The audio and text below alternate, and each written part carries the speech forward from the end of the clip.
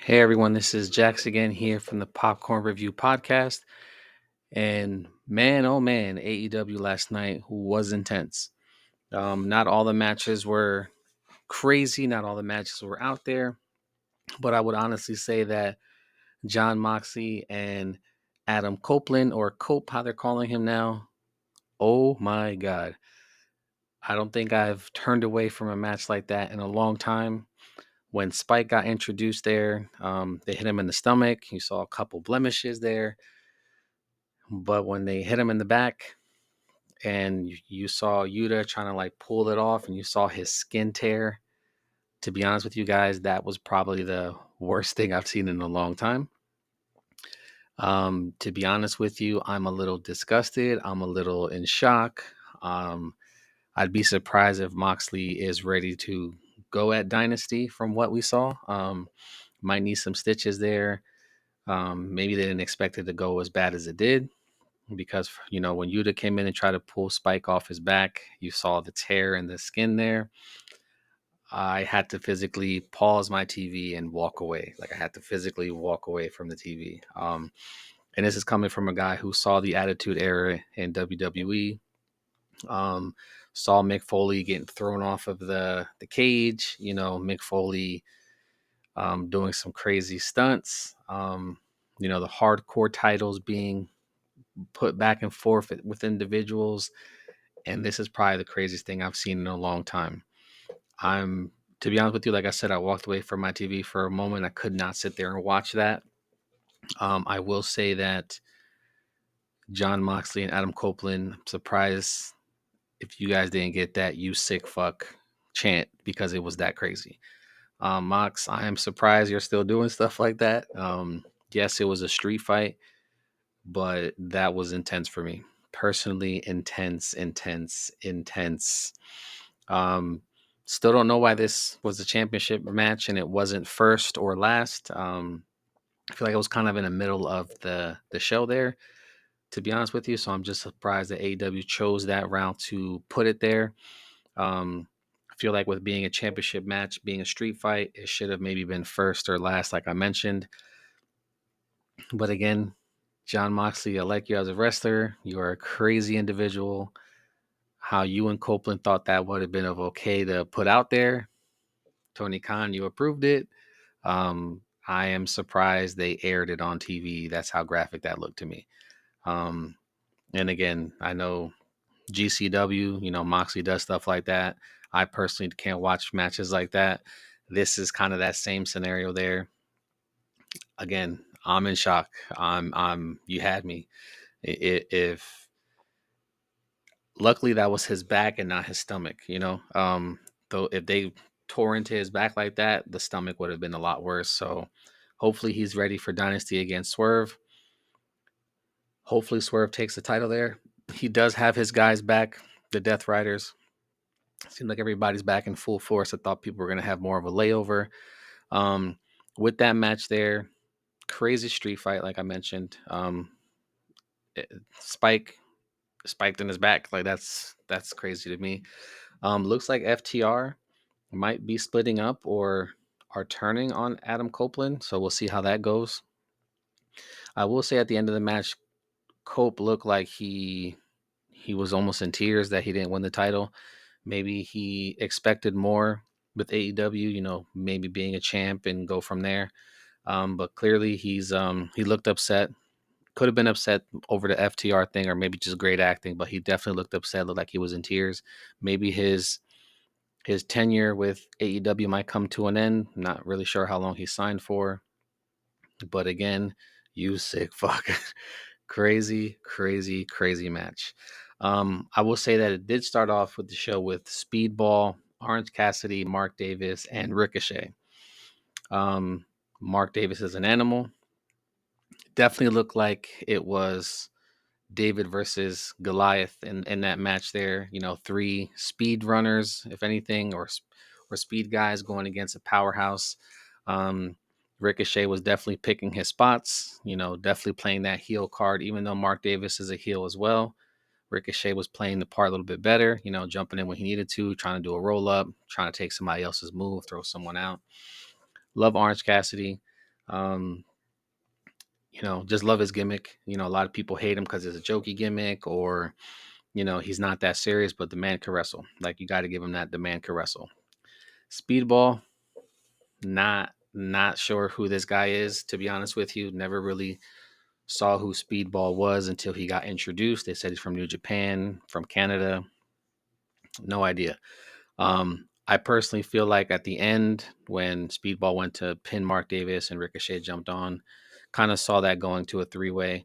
Not sure why they're trying to push Speedball so much.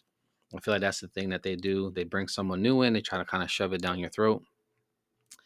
Um, I thought it would have been a good match with Ricochet versus Kenny Omega. Maybe this is how Ricochet goes there and steals one from them to win a singles title finally, and then maybe Kenny can move up to the World Championship. They definitely need someone in there to take the strap off of Mox. Maybe we might also see Daniel Bryan, or, you know, get confused with his name, but maybe we'll see him come back. Maybe him and Yuta break off, and it'll be them two versus the rest of the Death Riders.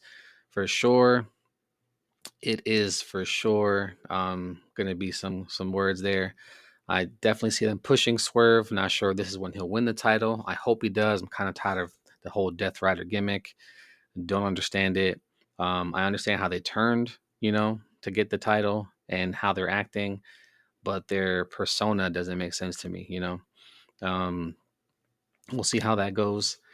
The TBS champion there, you know, versus the CEO versus Billy Starks.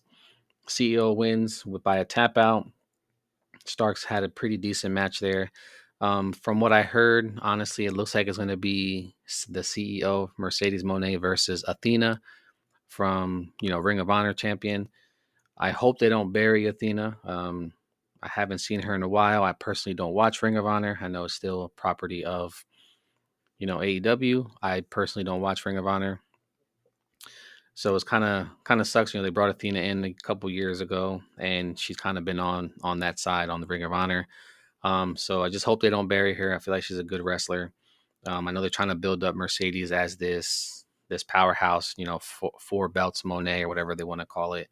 Um, we'll see how that goes. Personally, I feel like at some point, if Mercedes doesn't lose a title, she should challenge, as of now, you know, Timeless Tony Storm, and see how that goes. Maybe add a fifth belt, and then she, you know, relinquishes the TBS title to let someone else come and grab it. But then, speaking about Timeless Tony Storm, at the end of the show, you did see her on commentary. Her commentary had me rolling, guys, like rolling, saying how big are the thighs the girls had, how big of they're meant to squash watermelons. Called one of the girls sugar tits, Penelope Ford. Um, she just had me going. Honestly, like, Tony Storm is probably one of the best things that AEW has going. Telling her story, how she portrays herself. Yeah, she started off as a heel, but as of right now, she's one of your top faces or baby faces. Megan Bain, like Tony Storm says, doesn't talk, you know, so Tony Storm is doing the talking for her. Not sure if it's the language barrier there, to be honest with you, or they're just trying to have her like that strong, brooding force. Um, but I will say they've been burying Chris Statlander for a couple weeks now. I think Bain beat her already, and Megan Bain beat her a few times, two or three times. Yes, some of them were cheap shots with Penelope Ford jumping in there, helping her out. But they've been treating Chris Statlander like shit, dude. Like, at one point, she was supposed, if I'm not mistaken, she was supposed to be the AEW champion until she tore her knee or, you know, blew out her ACL, whatever the case was. And she did end up coming back and beating Jade for the TBS title, but really since then she hasn't done anything. So hopefully they don't bury her too much. Um, I will say Megan Bain. I'm not too sure of her. I think they also said she was from New Japan, if I'm not mistaken, or Stardom or something to that effect. Wow, Women's of Wrestling. I'm not sure which one she came from. So I don't know much of her except what she's done in AEW. They're definitely making her look like a powerhouse. From there, I guess I understand why Tony Storm and them were the last match, because that seems to be the better story. Even though I want to see Swerve beat John Moxley, Cope versus John Moxley, that story wasn't that great. They've already wrestled once before last night, and then this one again. The patriarchy for sure. They came in to try to help out. Didn't do much. Came in, hit Cope a couple times, but then got squashed from FTR, if anything. I will say that Osprey and AR Fox, those two guys can go. AR Fox be pulling out some things that you're like, that shouldn't happen. Like even though they're treating him like I don't know, he's a pretty good wrestler in my eyes. Even though they're treating him almost like how they did Ricochet in WWE, like he goes in there, he puts on a good show, but he's there to make someone else look good. That's kind of how I see AR Fox's position right now in AEW. So hopefully people don't get me wrong. I think AR Fox is a great wrestler. He can do some amazing things, pull things out of his ass that I haven't seen other people do, at least in my opinion. You also seen that Will Ospreay go ahead and went ahead and won that, so that's going to be something to look for in the future. You're also going to see the promo for Bandito, talking about Chris Jericho. You made my mother cry, you embarrassed my brother, you embarrassed my sister. We're gonna run this back pretty much. But then Johnny TV, Johnny Nitro, Johnny Mundo, whatever you want to call him, shows up, says, "Hey, I want to run it with you. We're gonna wrestle on Collision, and we're gonna tear the house down pretty much." Now, Johnny can go, and Bandito, from what I've seen, can go too. That's gonna be a great match. I personally don't watch Collision. As of right now, I feel like Collision is the weaker show out of the two, and that's just me. I probably haven't watched Collision since CM Punk left. I just feel like the show fell off since then. Um, and then you have Hangman's promo, pretty much saying that he's not gonna let Swerve be the next champion. He's not gonna let that happen. That he's a man of his word. He's almost like an anti-hero, if anything. Like Hangman. Definitely see if Swerve wins the title. It's gonna be Hangman at Swerve at some point. Maybe that's gonna happen at All In. Hangman's a cowboy. Going to be in Texas, so kind of makes sense. So we'll see how that goes. I know MJF also had a promo saying that he'll talk to MVP the following day about if he gives him an answer or not, and he'll rectify that next week. MJF's promos are always good. Like, you either hate him or you love him. Like, straight up. Like, he can talk his ass off. At first, when MJF first started, I wasn't really into him because I saw that he kept wrestling and kept developing. For sure, he has, gotten my attention. He can talk. When he's on the mic, everybody listens. Whether you're booing him or listening to him, you're paying attention to MJF. Will MJF get another title run? I'm not sure if it's going to be in the future or not, because he kind of did, at Hangman. MJF kind of broke apart there. I want to see the dynamic, to be honest with you, if MJF does choose to go with MVP there, because I feel like Bobby Lashley might have something to say about that. Like, why are you bringing this guy in here? If anybody's going to be a champion, it should be Bobby Lashley. So I want to see how that plays out.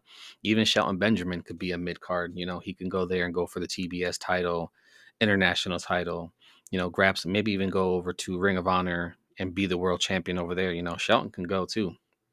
So to have them being tag team champions and saying like, oh, MVP MJF, you fell off, you should be the champion. Well, what about Bobby Lashley? You got this guy who's a monster.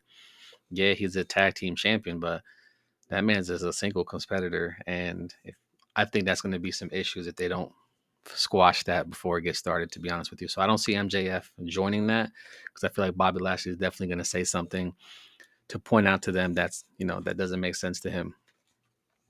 All around, guys, crazy show.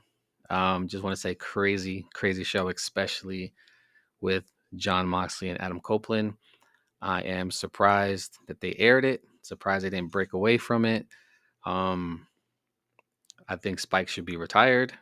Um, if anybody says that that was fake, that was not fake. Um, before they got to the ring, you saw the hair on the back of John Moxley and the scars from the past. That wasn't fake. If that was fake, you did a great job and you got me because I was jumped up out of my seat. And like I said, I walked away from the TV because that's how crazy it was to me. Um, all I can say is for you two, you sick fuck. Seriously. Other than that, guys, good show. Bunch of promos in their building for Dynasty and even talking about, All In Texas. So can't wait to see that. Actually, again, I'm surprised at that match. Crazy. Timeless Tony Storm again to close it out. Talking shit to Megan Bain. Megan Bain, watching or looking her at the ring as she's posing, doing her little stuff in the middle of the ring. And just the way Tony Storm's talking, man, that girl can talking about she's gonna beat her down and walk out with her strap on. Um, very sexualized, to be honest with you. Surprised they allowed that to go. But it seems like that's how she's been talking lately, and I think she gets away with it because she's such a proper talker, if that makes sense. But again, guys, crazy episode for AEW Dynamite last night. If you haven't watched it, watch it. I think you can watch it on replay on HBO Max or Max, whatever they call it now. But yeah, crazy show. And again, guys, this is Jax from the Popcorn Review Podcast. Thanks for watching.